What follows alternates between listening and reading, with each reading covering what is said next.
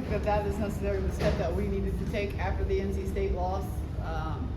We don't really have a lot of time in our schedule to fix it. We have a one-day turnaround for our next game, and then we have a little bit of break, and then hopefully we can clean some things up and start looking like who we have been for the majority of our preseason. Let's go with questions for players first. I saw Cora's hand up for it.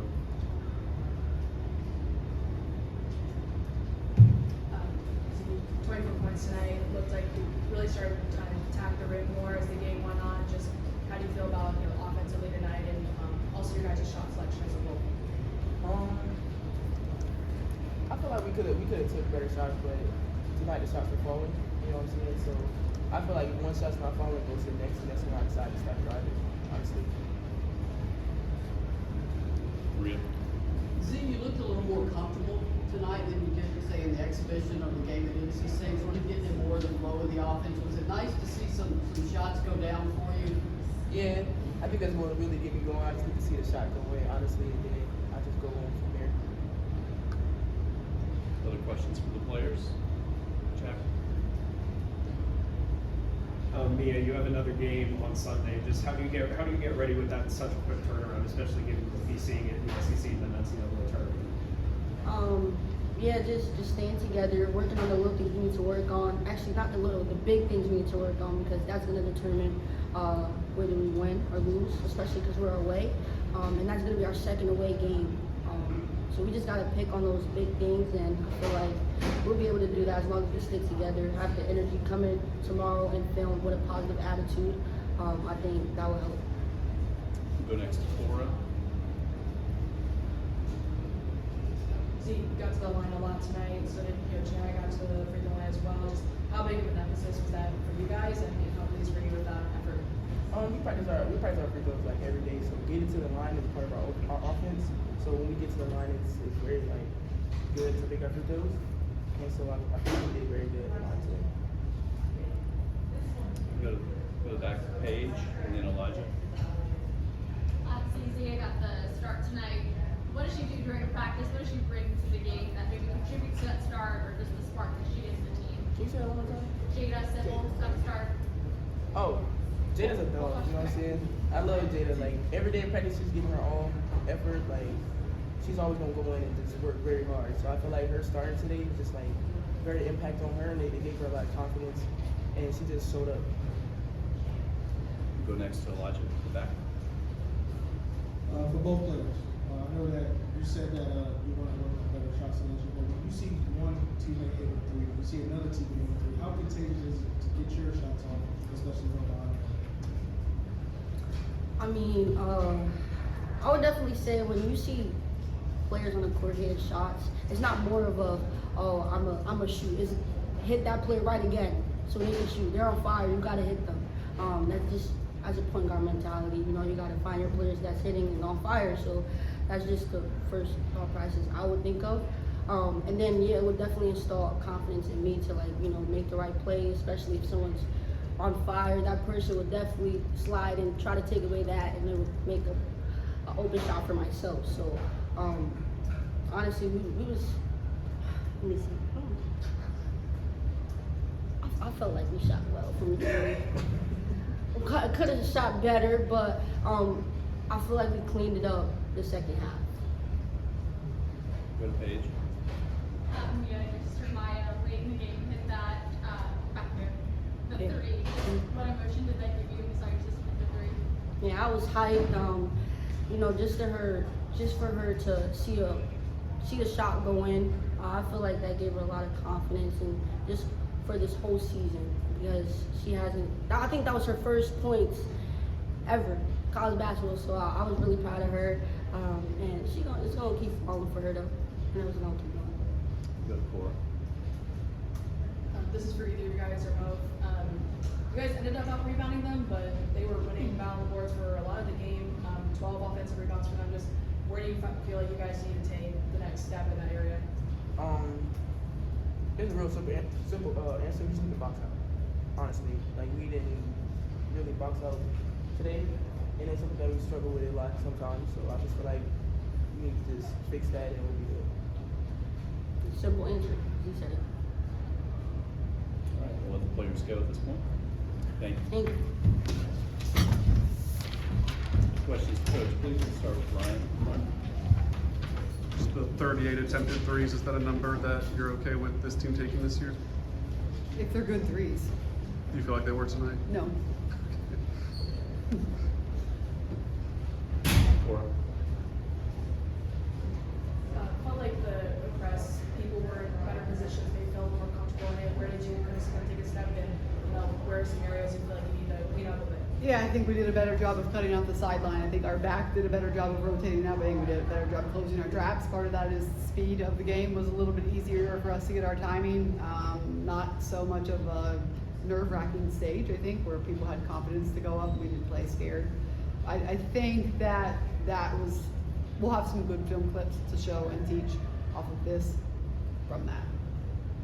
Next to Paige and then Elijah. Lindsay was talking about the lack of maybe offensive rebounding. She said it's a simple answer of not boxing out. What's preventing it from being a simple adjustment? Them. They're going to have to box out consistently. They're going to have to realize they can't out-jump every opponent when we get into SEC play. When we play taller teams on our schedule, we're going to get killed. We're going to get killed on the glass. And it's a hard adjustment to make in game. And we talk about it every single day. We stat it every single day. We show it on film every single day. We put a bubble on the rim so that people can't make baskets. So we have to box out and we have to rebound, and they just have to make up their mind that it's important enough. Coach, you preached defense preseason, and today 26 turnovers, and you was able to score 32 points off of those turnovers. Just how pleased was you to see that you guys turned the page on that recognized 8-year? Yeah, I was not happy with our overall offense, but I think our best offense was from our defense, and I think that is probably what this team is going to be. Is our defense is going to spark our offense, and when we go into slumps and we're having a hard time scoring, we're going to have to just tell someone to go get a steal, make something happen, so we can get a layup. Go next to Cora and then Jack. Denia and Z getting, to the foul line, just how happy were you with that consistency throughout the game of them trying to get free throws? I know maybe a few too many 3-point attempts between the two of them, but just what do you like about what they did with that? Yeah, I think it was good. I wish we had a few more people that would put their head down and get to the rim. It's some things that we looked at after NC State of why are we not trying to do this? And I thought those two really did a good job of putting pressure on the rim, going to the rim, not fading away once they got there. And again, we just have to be consistent when we're doing it against bigger opponents. Go next to Jack and then Theo. You got a penalty earlier with fouls in the second and fourth quarter. Just what needs to happen to sort of clean up the fouls 23? Yeah, we need to stop touching the other team. I mean, we don't make adjustments. We grab them, we foul them, we hit them on the arm, and we always think that we didn't touch them, and we are fouling. And it's another point of emphasis. It's something we've talked about. It was something that we specifically said before the game. We don't want to put them in bonus at all. Not one time today. We don't want the game to last 4 hours, and they were in bonus for 3 quarters, and they know it. They talk about it, and then they go out on the floor and they foul. Go next to Theo and then Paige and then Maria. Z was a lot more noticeable in the stat sheet tonight. What do you think contributed to that? Her and I met after the NC State game. We watched some film of kind of what she was doing last year that was successful and what she has been doing that was not successful, and just kind of reminded her who she is. I think she can be one of the best bigs in the country at what she does, and I just reminded her of that. And we watched the film, and she was exceptional the next day in practice of doing that and leading and putting people in the right spots and coming off of a ball screen. And so she did a really good job of just seeing that and then making the immediate switch. For Jada Civil, and I don't know if it was maybe something that she showed against NC State, but was there a specific moment where you felt confident putting her in the starting lineup? Yeah, I think she earned that right with her stat line versus NC State. Go next to Maria, then Cora and Ryan. Coach, you mentioned kind of the disconnect from film or practice to what you're seeing on the floor. Are there just multiple reasons for that? Is it youth? Is it meshing together? Is it having 8 newcomers, or are you quite sure yet what it is? I did not like our response after the NC State game. I did not like our practice after the NC State game, so I'm not one bit surprised that I don't like this game. And it's probably growing pains. It's probably a little bit of selfishness. It's probably a little bit of we didn't come in and trying to fix what we needed to fix versus NC State. And we have to grow up and we have to make it about winning, and it has to be, we have to be obsessed with not fouling, we have to be obsessed with boxing out, we have to be obsessed with sharing the basketball. And we have a very good team on paper, but if they want to continue to just take days off and not move with a sense of urgency, it's going to be a very long and frustrating year. And today, personally for me, was frustrating. Go for it. It felt like at times the offense is just a little too stagnant, maybe too many people just standing, waiting for something to happen. I thought Janiyah had some really good moments with her off-ball movement. Just how much will that make things open up and just work better once people start getting more off-ball movement going? Yeah, I think right now we're having a little bit of a hard time. Everyone wants to be a driver. Everyone wants to be the person that bounces it. We don't have a lot of catch bounce, and we don't necessarily have people that are willing to be connectors and pass it and then cut and then get it back. So we've talked about that. We've talked about those roles. We've talked about putting people in as just designated screeners. Again, yesterday's practice was horrendous, and we didn't really get a whole lot of time to get to that part of it, and we'll need to find time in our schedule to really hammer that home. But we had time in the preseason where our offense looked great, and now we get under the lights and it doesn't look the way it needs to look. And I think that again, it just needs to be player led, and they need to get back to what we have spent time practicing. You know, we will spend the majority of our time tomorrow working on moving without the basketball. We're going to see a lot of different presses in our next game, and we got to be ready, or it's not going to be fun. How do you assess what Jersey has done through 2 games, and what's kind of the next step for her to get more involved? Yeah, I think she was foul prone tonight. I think she needs to get more rebounds. She's one that knows her role pretty well. They'd like to get her into ball screens quicker on the floor.